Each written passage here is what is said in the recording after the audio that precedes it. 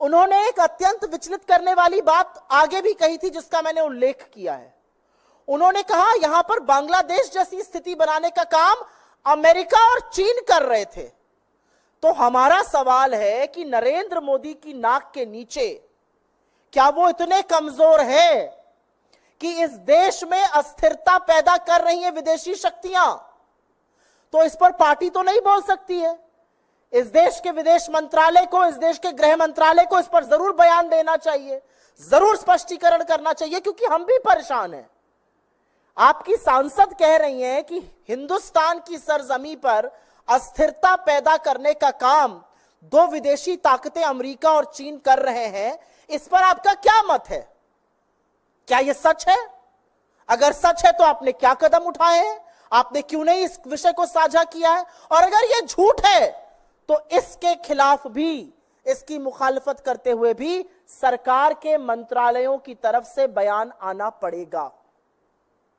यह हल्के में नहीं ली जा सकती है बात। सत्तारूढ़ दल की एक सांसद कह रही है कि अमेरिका और चीन भारत में परिस्थितियां बिगाड़ने की, अशांति पैदा करने की, अस्थिरता पैदा करने की साजिश कर रहे थे। इसका जवाब कौन देगा? और एक बहुत बड़ी बात यह है कि तमाम ऐसे लोग हैं भारतीय जनता पार्टी में जो अपने आप को किसान नेता कहते हैं, वो क्यों चुप बैठे हैं? जो अपने आप को किसानों का हितकारी कहते हैं, अगर ये किसान बलात्कारी और हत्यारे थे तो ये विज्ञान भवन में बार बार मीटिंग क्या करते थे?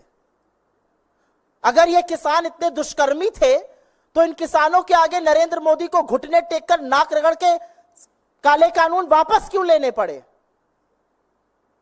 तो हमारा मानना है, और हम इस मंच से फिर से कहेंगे कि सरकार स्पष्टीकरण दे कि जो अस्थिरता पैदा करने की विदेशी शक्तियों द्वारा बात की गई है उसकी क्या सच्चाई है। पार्टी पलड़ा नहीं झाड़ सकती है कहकर कि यह हमारी राय नहीं है। आपकी राय नहीं है तो जिसकी इतनी कुत्सित राय है उसको अपनी पार्टी से निकाल फेंकिए। मूल मुद्दा यह है, यह हम आपके सामने आके कहना चाहते थे।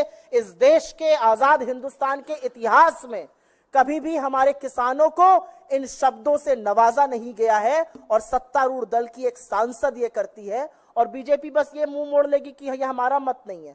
अगर आपका मत नहीं है तो निकाल फेंकिए, और सरकार के स्पष्टीकरण का हम इंतजार करेंगे, क्योंकि देश में विदेशी ताकतें काबिज है। नरेंद्र मोदी की सरकार इतनी कमजोर है और यह सब हो रहा है, उसका भी सत्य सामने आना चाहिए।